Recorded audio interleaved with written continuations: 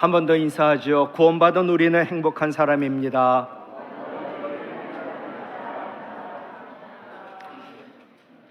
사람을 나누는 방법이 여러 가지지만 받은 것을 기억하는 사람과 잊고 사는 사람 두 종류로 나눕니다. 은혜 받았는데 잊지 않는 사람, 은혜 받았는데 잊어버리는 사람. 하나님은 받은 은택을 잊지 않는 사람을 기뻐하시고 그에게 더 큰 은혜를 주십니다. 은택이란 단어가 성경에 자주 안 나오는데 은택이란 단어 뜻이 하나님이 우리에게 베푸신 은혜와 보상을 말합니다. 다윗은 시편 103편 2절로 5절에서 하나님 은택을 잊지 않는 사람들에게 하나님 더 큰 은혜를 베푸신다라고 전하고 있습니다.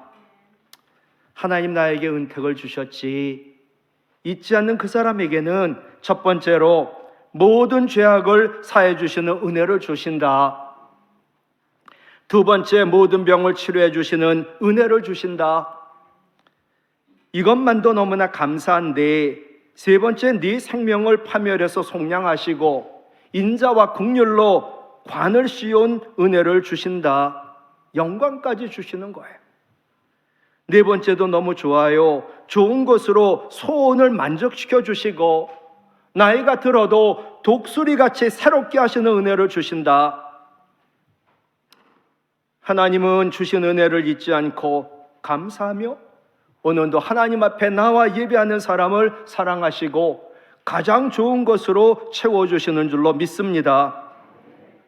오늘 본문은 나를 위하여 고난당하시고 죽으신 그 주님의 은혜를 잊지 않고 사는 자, 그래서 예수 그리스도를 잘 믿는 자, 주님의 복음을 잘 전하는 자, 바울의 거룩한 소원이 나와 있습니다. 오늘은 사순절 두 번째 주일, 우리에게도 사순절만이라도 거룩한 소원이 있기를 간절히 바랍니다. 첫 번째로 천국에 소망을 두고 사는 것이 소원입니다. 바울이 소원을 말합니다. 8절에 우리가 담대히 원하는 바 소원이 있다. 같이 읽을까요? 차라리 몸을 떠나 주와 함께 있는 것이다. 여러분, 사람이 삶이 고달프고 사는 게 너무 힘들어요. 그러면 사람들은 죽겠다고 합니다. 그 사람이 고달프고 사는 게 힘들어 죽겠다는 그 문제만 해결이 된다면 죽겠다고 하지 않습니다. 내가 정말 죽고 싶어요. 그 문제 때문에. 근데 그 문제를 해결하면 죽고 싶지 않아요. 그러나 오늘 본문의 바울은 전혀 다릅니다. 결코 오늘 상황이 너무 고달프고 힘들어 죽고 싶은, 그래서 죽음을 고대한 것이 아닙니다. 그는 그냥 죽고 싶습니다. 이유가 있어요. 왜 바울은 죽음을 고대했을까? 고린도후서 12장 1절로 4절에 보면 먼저 1절 말씀이에요. 내가 부득불 자랑한다. 내가 자랑하는 것은 주님의 환상과 계시다. 내가 그걸 말하겠다. 바울은 자신의 사도성을 변호하고 예수 그리스도의 복음과 예수 그리스도의 영광을 위하여 어쩔 수 없이 내가 자랑할 수밖에 없다. 이를 위하여 바울은 자신이 경험했던 놀라운 신비체험, 곧 하나님으로부터 받은 계시와 환상에 대하여 말을 합니다. 이어지는 고린도후서 12장 2절, 내가 그리스도 안에 있는 한 사람을 아노니, 본인입니다. 그는 14년 전에 셋째 하늘에 이끌려간 자다. 바울이 지금 이야기를 합니다. 자기 체험이 14년 전에 있었던 일입니다. 근데 이제까지 침묵했습니다. 왜? 그거 말했다가는 나는 뭐 뜰지 모르겠지만 부작용이 생길까봐 염려했던 것입니다. 바울이 하나님으로 받은 환상과 계시는 바울이 하나님에게 이끌려 셋째 하늘에 직접 가본 겁니다. 여기서 셋째 하늘은 곧 삼층천이라 불리는 곳, 하나님의 보좌가 있는 곳, 바로 천국. 오늘 본문은 낙원이라고 말을 하고 있습니다. 고린도후서 이어지는 12장 4절, 그가 낙원으로 이끌려가서 천국으로 이끌려가서 말로 표현할 수 없는 말을 듣고 사람이 가히 이르지 못할 말이었다. 바울이 지금 낙원, 곧 천국으로 이끌림을 받아 말로 표현할 수 없는 말, 사람이 가히 이르지 못할 말을 들었다는 거예요. 어떤 사람은 이 구절을 근거하여 바울의 주장에 대하여 진정성을 의심합니다. 바울이 코너로 몰리니까 지가 천국 가봤다고 갔더니 보지는 않았으니까 말을 못하니까 감히 말로 할 수 없는 말을 들었다고. 그러나 이 말씀이야말로 사도 바울이 체험한 것이 진실한 것이었음을 가장 분명하게 그리고 증명해주는 증거가 아닐 수 없습니다. 그 이유는 천국, 더 나아가 지옥까지 포함한 사후에 펼쳐질 세계 모두 인간의 말과 인간의 상상을 초월하는 것이기 때문입니다. 내가 하나님에 대하여 이야기하고 천국에 대하여 이야기하고 그것은 하나님을, 천국을 너무나 작게 표현한 것에 불과한 거예요. 그리고 예수님도 천국에 대하여 몇 번 말씀하셨어요. 천국이 있다, 지옥이 있다. 그 중에 하나가 누가복음 16장 19절로 31절 거지 나사로와 부자에 대한 비유의 말씀이지요. 제가 장례식 때마다 늘 전하는 말씀이 누가복음 16장 22절이에요. 그 거지 나사로가 죽어 생력이 된 게 영혼이에요. 천사들에게 그 영혼이 받들려 아브라함의 품에 들어가고 부자도 죽어 장사가 되었다. 믿음의 조상인 아브라함의 품은 곧 천국을 말합니다. 예수님이 특별한 은총과 사랑의 이미지를 가진 품이란 단어를 통하여 나사로는 천국에서 상당한 영접을 받았고 아브라함과 똑같은 행복을 누리는 천국이 있다라고 말씀하고 계신 겁니다. 나사로는 죽고 시체는 동네 밖에 버려졌을지 모릅니다. 그러나 그의 영혼은 천사들에게 받들려 천국에 들어갔다. 너희들 분명히 알아라. 천국은 있다. 부자는 죽고 시체가 너무나 어마어마한 좋은 묘실의 장사가 되었지만 그의 영혼은 어두움과 고통받는 지옥에 떨어졌다. 영원히 천국이 보이는 곳에서 영원히 후회하는 지옥에 떨어졌다. 지옥은 분명히 있다. 그럼 우리는 무엇에 소망을 두고 어떻게 살아야 할까? 천국이 있답니다. 지옥이 있답니다. 사후세계라는 책을 쓴 레이먼드 무디 박사, 유명한 분이세요. 이분은요, 연구가 딴 게 아닙니다. 죽었다 산 사람, 죽었다 살아났대요. 그런 사람들만 찾아가서 연구합니다. 그러면서 당신 잠시 죽었다 살아났는데 몇 시간, 하루 이래요. 그때 당신 체험한 내용이 뭐냐? 그것만 이분이 연구하세요. 죽음의 단계까지 갔다 살아난 체험을 우리는 임사 체험이라고 말을 하거든요. 그럼 임사 체험, 내가 죽은 걸 경험하다 살아났거든요. 그럼 그 동안에 무엇을 경험했냐? 그 내용을 말해달라. 다 얘기하는 거죠.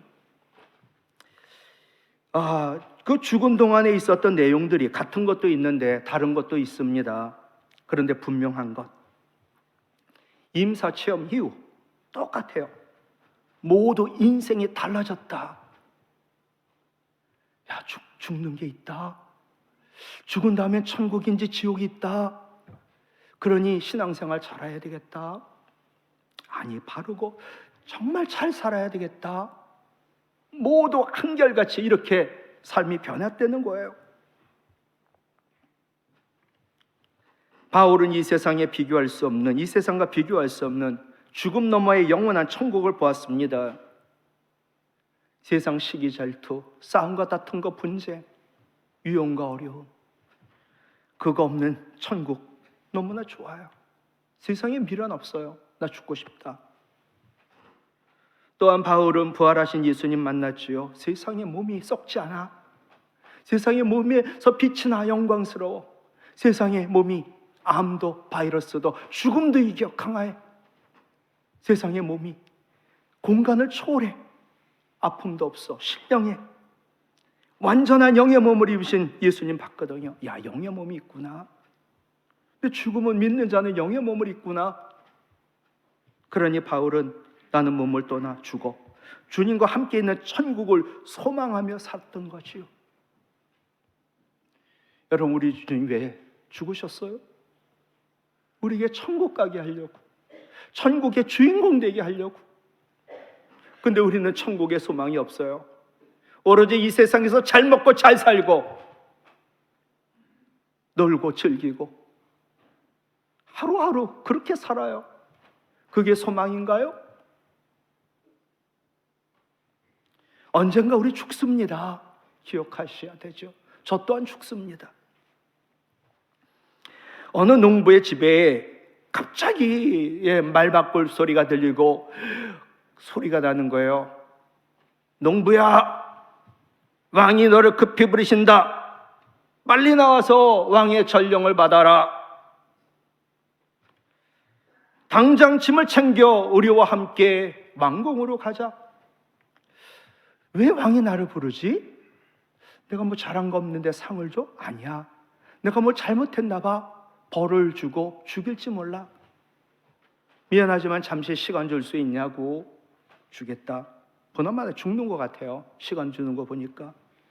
친구들 잠시 만나고 오겠다고 허락합니다. 가족들 볼모로 잡아 있으니 안 올 수가 없잖아요. 친구들 찾아갔습니다. 두려워요. 왕 앞에 함께 갈 수 있는 친구를 찾았지요. 가장 사랑하고 가까운 친구에게 얘기했어요. 갑자기 왕이 나를 부르는데 나하고 같이 왕 앞에 가줄 수 있겠냐? 단번에 거절하더라고요. 그러니 어떡합니까?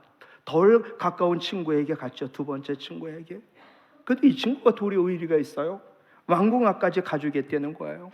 그거 가지고도 마음이 안 차요. 왕 앞에 가야 되는데 나 두려운데. 그래서 더 먼 친구를 찾아가 부탁했는데 세상에 왕 앞에까지 같이 동행하겠다는 거예요. 여러분, 이 말이 무엇을 말할까요? 여기서 농부는 나예요. 왕은 하나님이세요. 부르심은 죽음이에요. 언젠가 하나님이 나를 부르실 거예요. 하나님 앞에 서게 하실 거예요. 근데 가장 가까운 친구, 늘 나와 함께 있는 친구, 재물이에요. 돈. 가족도 어디 같이 가지 않아요. 근데 이 돈은 늘 나랑 같이 다녀요. 가장 가까워요. 근데 돈은 같이 갈 수 없어요. 딱 나 죽으면 배반해요. 주인 바꿔요. 덜 가까운 친구는 가족과 친구를 말해요. 장례식까지는 함께 해요. 가장 먼 친구는 예수님이세요. 돈보다 가깝지 않아요. 내 친구보다 가깝지 않아요. 난 주일 하루 친구예요. 근데 그 예수님은 하나님 앞까지 동행하세요. 그리고 친히 하나님 아버지 앞에서 이 사람 믿는 사람이라고, 구원받은 하나님 자녀라고 그렇게 우리를 증인이 되어주시는 분. 그러니 여러분, 돈보다 주님 가까이, 가족과 친구보다 예수님 가까이 하시기 바랍니다. 그리고 늘 주님과 동행하며 주님과 함께 있는 천국에 소망을 두고 사는 게 잘 사는 것이요, 그 소원 이루어지길 원합니다. 두 번째, 주님을 기쁘시게 하는 자가 되는 게 소원이다.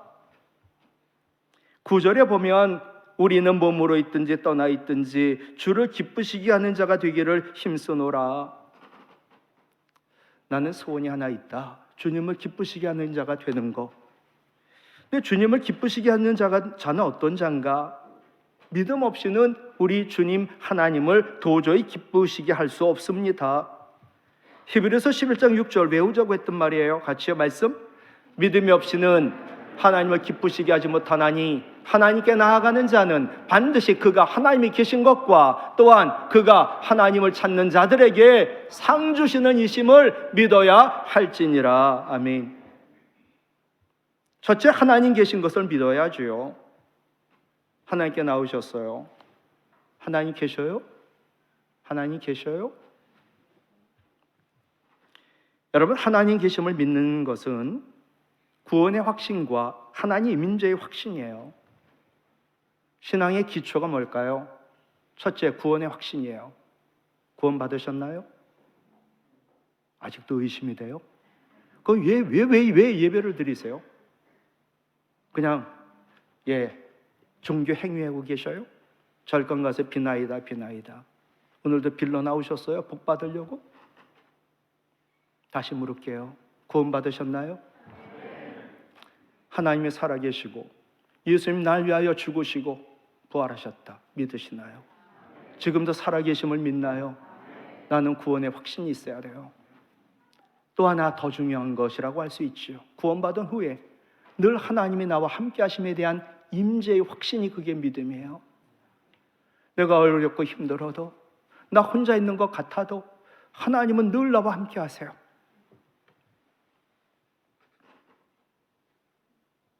다윗은 말합니다. 시편 14편 1절, 어리석은 자 그의 마음에 이르기를 같이요 하나님이 없다 하는도다. 그들은 부패하고 그 행실에 가증하니 선을 행하는 자 없도다. 아멘. 세상에서 가장 어리석은 사람은 하나님 없다는 사람이거든요. 이 사람은요, 가장 큰 벌이 뭘까? 영원히 후회하는 거예요. 공산주의가 하나님 없다고 주장하고 망했습니다. 저랑 약속할까요? 푸틴, 러시아, 김정은, 북한 망한다, 안 망한다? 망합니다. 하나님 없다 하니까. 하나님 없다고 하는 사람도 결국 망합니다. 톨스토이, 하나님을 찾지 않는 사람의 눈에는 하나님 보이지 않는다. 그러나 하나님이 계심을 믿고 찾으면 하나님이 그대 앞에 나타난다. 이현우 교수, 이분이 고등학교 때 세례받고, 근데 머리가 좋고 명문대학을 나오고 명문대 교수예요. 성경 읽어도 믿음이 생기지 않아요. 어떻게 하면 믿음이 생길까? 이분은요, 어느 날 몸이 아파 병원 갔는데 간암이에요. 수술했는데 1년 후 재발돼서 목, 폐, 임파선까지 암세포가 퍼졌어요. 암 4기, 수술도 할 수 없어요. 머리 좋은 그자, 과학과 의학을 믿는 자, 현대의학도, 기술 좋은 의사도 아무도 그를 도와줄 수 없어요. 결국 무릎 꿇더라고요. 믿음 없음을 회개합니다. 하나님 살아계심을 믿는 믿음을 달라고 눈물로 기도하고 눈물로 말씀을 읽었어요. 여러분, 눈물로 성경 읽으면 어떻게 되는지 아셔요? 성경이 부풀러 가고요, 2배 됩니다. 조금만 물 묻어도 성경이 이렇게 부풀르더라고요. 막 쭈글쭈글 되고. 성경이 드디어 믿어지는 거예요. 아니, 믿어야 돼요. 주님 살아 계셔야 돼요. 주님 전능하셔야 돼요. 이분이 지금 그런 거예요. 죽은 나사로를 살리고 모든 병을 고치신 전능하신 예수님, 지금도 살아계심을 믿게 되었어요. 그래서 주님의 능력이 내 능력 되게 해달라고 12년 동안 혈루증 앓았던 자궁암 환자, 마가복음 5장 25절로 34절, 이 말씀이 내 말씀인 거예요. 결국 마가복음 5장 34절, 예수께서 이르시되 딸아 내 믿음이 너를 구원하였으니 평안히 가라. 내 병에서 놓여 건강할지어다. 하나님 아버지, 저에게 선포해 주세요. 아들아 내 믿음이 너를 구원하였으니 평안히 가라. 내 병에서 놓여 건강할지어다. 세상에 하나님 살아계심을 믿었더니 나를 고쳐주셨다고. 두 번째, 하나님 찾는 자에게 상 주심을 믿어야지요. 히브리서 11장 6절 하반절, 자기를 찾는 자들에게 상 주시는 이심을 믿어야 할지니라. 여러분, 하나님 찾으세요, 안 찾으세요? 내가 누구를 찾는데 그 사람은 뭐 만나주지도 않고, 내가 찾는데 그 사람은 응답도 없고. 다윗은 시편 34편 10절에서 같이 읽습니다. 여호와를 찾는 자는 모든 좋은 곳에 부족함이 없으리로다. 자기의 체험이에요. 자기의 믿음이죠. 하나님 찾으면 모든 곳에 부족함이 없어. 욥기 8장 5절로 7절, 내가 만일 하나님을 찾으며, 그 하나님을 찾았어요. 전능하신 그 하나님에게 간구하고, 또 하나님 찾고 하나님 계시니까, 하나님 만났으니까 하나님 앞에 죄를 회개하며 청결하고 하나님이 모든 것 주인이니까 하나님 앞에 정직하지요. 생명도 시간도 하나님 거니 10분의 1 이상 하나님을 예배합니다. 재물 하나님 겁니다. 철저히 11조합니다. 그렇게 정직하면 반드시 너를 돌보시고 내 의로운 처소를 평안하게 하시고 천국 만들어주는 거지. 네 시작은 미약하나 네 나중은 심히 창대하리라. 여러분 아들놈, 딸 그리고 손주놈들 잘 되기 원하세요? 길은 그거예요. 하나님 찾으셔야 돼요. 하나님 찾아 전능하심을 믿고 간구해야 돼요. 하나님 앞에 늘 죄를 회개하고 늘 하나님 앞에 정직하게 살아야 돼요. 하나님 반드시 돌보시고 의로운 처소를 평안하게 하사 하나님 나라 만들어주시고 시작은 미약하나 나중은 심히 창대케 하실 줄로 믿습니다. 그러므로 너희 담대함을 버리지 마라. 이것이 큰 상을 얻게 하니까. 여기서 담대함이 믿음이에요. 믿음 버리지 마. 믿음 있어야 큰 상을 얻어. 믿음은 복을 담는 그릇이에요. 구원받는 것도 믿음, 기도 응답받는 것도 믿음, 복 받는 것도 믿음, 하나님 능력, 내 능력이 되어 치유와 회복이 되는 것도 믿음. 비가 내릴 때 그릇의 크기만큼 물이 차요. 섬에 갔더니 그렇더라고요. 댐 만들면 댐의 크기만큼 물 차요. 그러면 전기도 만들고 큰 일을 행할 수 있어요. 우리 믿음이 큰 그릇만큼 댐만큼 크기를 바랍니다. 그래야 소원이 이루어지니까. 예수님 스로보니게 지역을 방문했죠. 하이언 여인이 소리를 지릅니다. 다윗의 자손 예수요, 나를 불쌍히 여기고 그리고 내 딸 고쳐달라고 귀신 들렸는데. 근데 예수님 시험하시더라고요. 믿음을 한마디 하지 않으세요. 그래도 여인은 포기하지 않고, 이게 믿음이죠. 예수님 앞에 나와가지고 절하면서 애걸해요. 주님 도와달라고. 그러자 예수님 더 큰 시험을 하더라고요. 여자에게 모욕적인 말씀을 하시는 거예요. 이럴 뿐이 아니신데 자녀의 떡을 취하여 개들에게 던짐이 마땅하지 않아. 그러자 이 여인 얼마나 믿음 좋은지 그거 긍정하더라고요. 맞아요, 예수님 저 개예요. 예수님 주님 오라요. 그런데 개들도 자기 주인의 상에서 떨어지는 부스러기 먹거든요. 그러자 예수님 말씀하시더라고요. 같이 읽어요. 여자여, 내 믿음이 크도다. 내 소원대로 되리라. 아멘. 그리고 이 여인의 딸을 고쳐주셨습니다. 여러분, 믿음은요, 소원대로 되는 능력이 있어요. 믿음은요, 우리 주님을 기쁘시게 하는 자가 되도록 만들어요.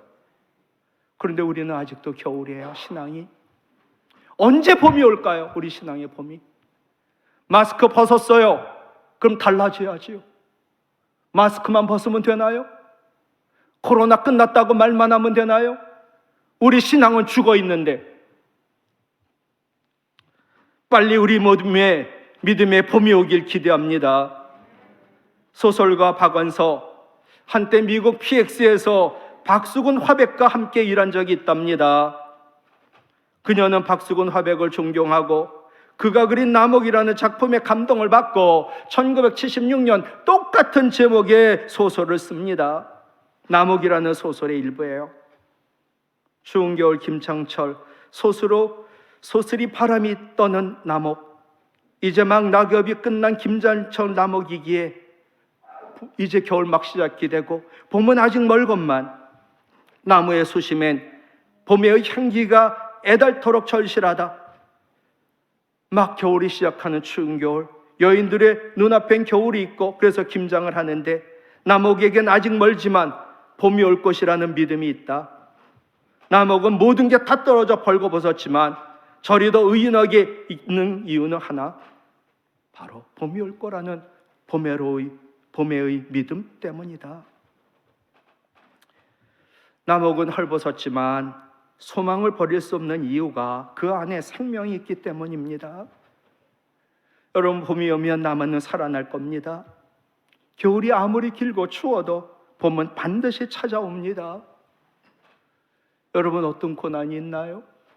아직도 코로나가 나를 못 살게 구나요? 예배 못 나오게 하나요? 기도 못하게 하나요? 교제를 못하게 하나요? 신앙생활을 못하게 하나요? 고난의 시간이 아무리 길어도 결국 지나갈 겁니다. 꽃피는 봄을 기대하시기 바랍니다. 신앙이 꽃피는 봄을 기대하시고, 그리고 정말 기도하며 우리의 신앙에 꽃이 피어야지요. 우리 안에 생명이 있습니다. 날 위하여 고난당하시고 죽으신 생명의 근원이 내 안에 있단 말이에요. 그분은 하나님 사랑하는 자를 위하여 모든 것이 합력하여 선을 이루시는 능력의 주님이 내 안에 계신단 말이에요. 지금의 고난은 내가 가는 길을 아시는 하나님께서 나를 단련하신 후 나를 순금같이 되어 나오게 하시는 하나님의 사랑이요 지혜요 복이 있음을 믿으시기 바랍니다. 우리 신앙에 꽃피는 봄이 오기를 원합니다. 우리 믿음이 주님을 기쁘시게 하는 자가 되는 소원이 이루어져 하나님께 영광 돌리게 되기를 주님의 이름으로 부탁을 드립니다. 이 시간 같이 찬양합니다.